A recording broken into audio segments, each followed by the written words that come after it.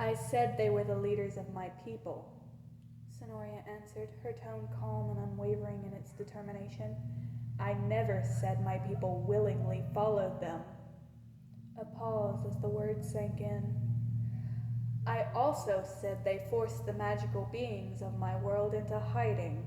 As a witch, I have always sided with those of magical origin, be they light or dark. I will not allow them to destroy your world in the same way that they destroyed mine.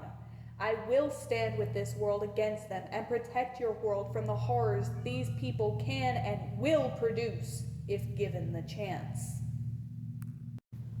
Why? One of the guards, a man with dark hair and brown eyes, spoke up in confusion. Why would you go against your own people? Sonoria's chocolate gaze darkened with pure resentment, her voice coming out low and grim. You cannot imagine the things these people have done. I would never side with someone who harms children for pleasure and the gain of synthetic immortality. There was a series of sharp inhales, a look of disgust washing over the horrified expressions of the guards and the old mage. The king and his son, however, clenched their jaws, gazes darkening with fury and disgust. They would harm children? King Alaric growled in disgust. For pleasure? What do you mean, synthetic immortality? Lucius asked, his crimson eyes narrowing as he searched her expression as if the answers were there. Her gaze drifted to the ground, the eerie calm in her resentful tone sending a chill through the air. Ever heard of the Fountain of Youth?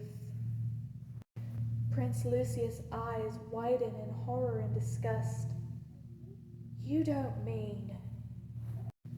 Sonoria nodded gravely, eyes glistening with tears of protective anger. Yeah. The confirmation, low and rough, made Lucius' chest tighten with a mixture of emotions. There were several long moments of silence as everyone processed the new information and the turn of events. Then one of the guards, the head, spoke up, voice tinged with determination. How do we fight them? The guard asked, eyes blazing with protective fury. The other guards stood taller, the same fire igniting in their eyes as well. Firstly, by forcing them to fight without their weaponry, Sonoria told them, stepping closer with a protective air of determination. Secondly, you have to remember that attacking their weaponry directly is a terrible idea.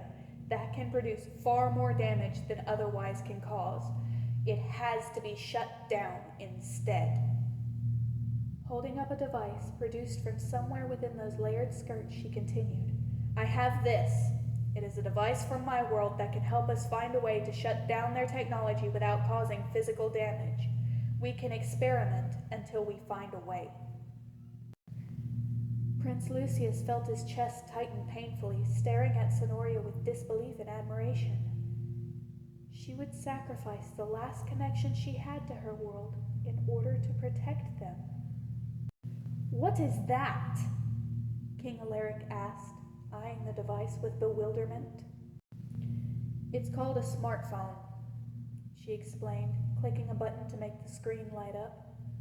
In my world, everyone had one, and they were all connected to a worldwide network, allowing the user to hear the voice, see the face, or write a message to anyone they wanted from vast distances in a matter of seconds.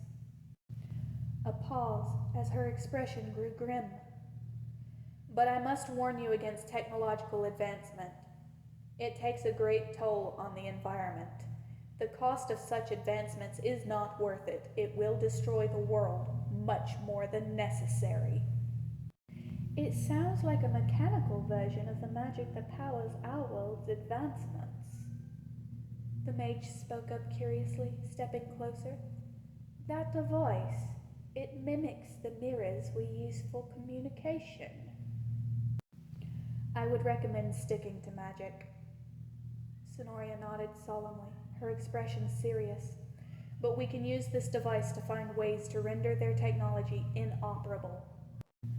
Sonoria. Prince Lucius breathed her name like a prayer. His his chest tightening further at the sacrifice she was making.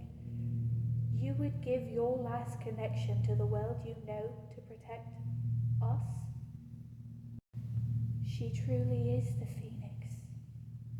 The old mage looked as though he were on the verge of tears, ice blue eyes glistening with a mixture of gratitude and admiration. Sonoria, King Alaric spoke up, his voice commanding. It seems my son has made a wise decision after all, but you do understand the responsibility you now bear, do you not? Sonoria laid a hand over her heart, giving the king a respectful bow. I do, sir, she said solemnly. Beginning tomorrow, I would like to study this world's history and magic, as well as begin training in physical combat. I will not stand aside.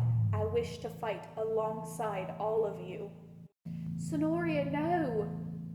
Lucius began, his crimson eyes widening with worry as his heart twisted painfully at the thought of her being put in harm's way.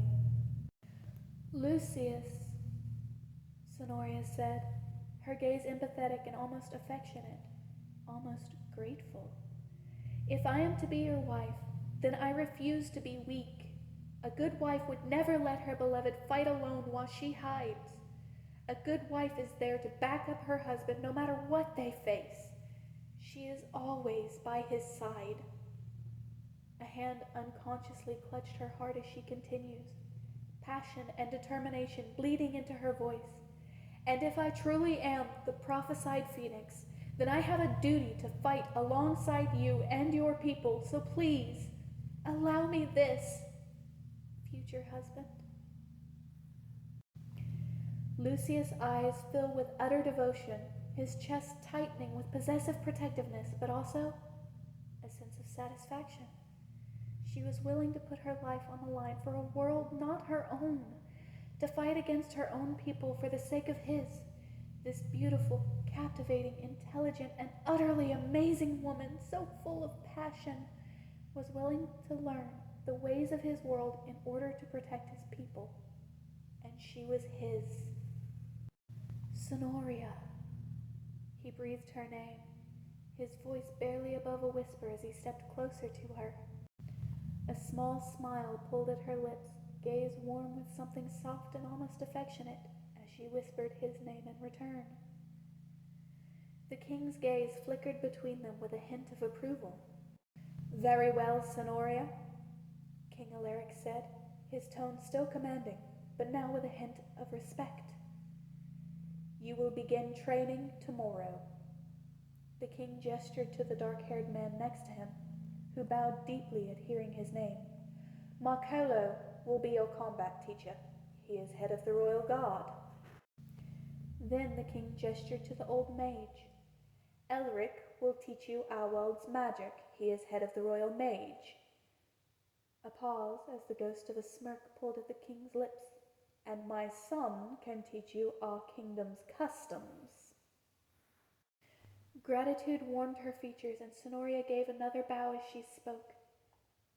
Thank you, sir. I intend to give it my all. The king nodded once in approval before glancing up at the night sky, his expression stern once more. For now, it is best to get some rest, he said. I'll have the staff prepare a room for you inside.